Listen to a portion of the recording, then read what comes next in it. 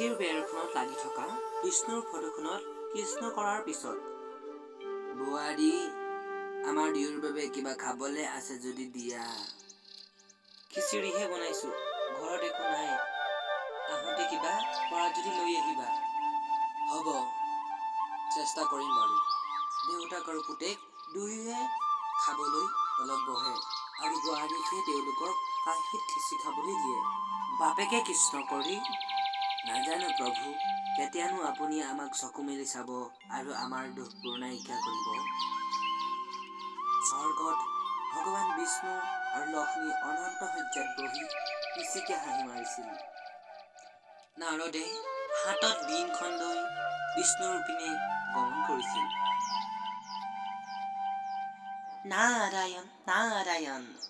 প্ৰভু, এই পৰিবাৰটোৱে আপোনাৰ কিমান দিনৰ পৰা প্ৰাৰ্থনা কৰিছে, আপুনি এওঁলোকৰ দুখ কিয় আঁতৰ নকৰে? ভগৱান বিষ্ণুৱে হাঁহি পিনে, নাৰদ, এয়া এইবাবে কাৰণ এই পৰিয়ালটো এতিয়ালৈকে সেই কামটোৰ বাবে উপযুক্ত হোৱা নাই। যদি মই তেওঁলোকৰ সেই দুখবোৰ এতিয়াই দূৰ কৰি দিওঁ, তেন্তে তেওঁলোকৰ লোভ মোহ আদি বাঢ়ি যাব। যেতিয়া তেওঁলোকে পৰীক্ষাত উত্তীৰ্ণ হ'ব, তেতিয়াহে তেওঁলোকক মই সেই দুখবোৰ আঁতৰ কৰিম। নাৰায়ণ নাৰায়ণ। প্ৰভু, ময়ো আপোনাৰ ভক্ত আৰু তেওঁলোকো আপোনাৰ ভক্ত। সেইবাবে এওঁলোকৰ দুখবোৰ মোৰ সহ্য হোৱা নাই। যদি আপুনি অনুমতি দিয়ে, তেন্তে মই তেওঁলোকক সহায় কৰিব পাৰিম। বিষ্ণুৱে ক'লে, যদি তুমি এই কাম কৰিব বিচৰা, তেন্তে এই কাম কৰিব পাৰা। ভগৱান বিষ্ণু আৰু লক্ষ্মীয়ে ইজনে সিজনক চাই মনে মনে হাঁহি থাকে। নাৰদ গৈ ঘৰটোৰ সন্মুখত মুনি হিচাপে থাকে।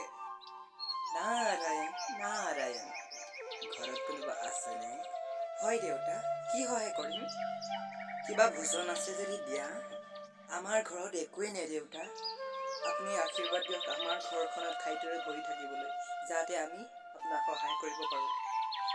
কাইলৈ ৰাতিপুৱাই সূৰ্য ওলাওঁতে তোমালোকে গাঁৱৰ কিনাৰৰ নদীখনত গৈ গোটেই তিনিওজনে নিজৰ নিজৰ ইচ্ছা প্ৰকাশ কৰিবা আৰু তোমালোক তিনিওৰে ইচ্ছা পূৰণ হ'ব। ধন্যবাদ দেউতা। আপোনাৰ জয় হওক, আপোনাৰ জয় হওক। আপুনি মহান। শুনকচোন, কাইলৈ আমাৰ সকলোৰে আশা পূৰ্ণ হৈ যাব। এতিয়া খানা চানা বাদ দিয়ক, দুইটা শুই যাওঁ আৰু দেউতাকো কৈ দিয়ক গৈ। পুতেকে দৰজাখনত বহি থকা বাপেকক কৈ কথাটো কয়গে। কি তুমি সঁচা কৈছা? হয় দেউতা, সঁচা কথা। হ'ব, তেন্তে ব'লা আমি শুই যাওঁ। আৰু পিছদিনা সকলোৱে নদীত গৈ নিজৰ নিজৰ ইচ্ছা প্ৰকাশ কৰে। হে ঈশ্বৰ, মোক এগৰাকী ৰাণী বনাই দিয়া। তাই লগে লগে অলংকাৰ আৰু ধুনীয়া কাপোৰ পিন্ধি ৰাণীলৈ পৰিণত হ'ল।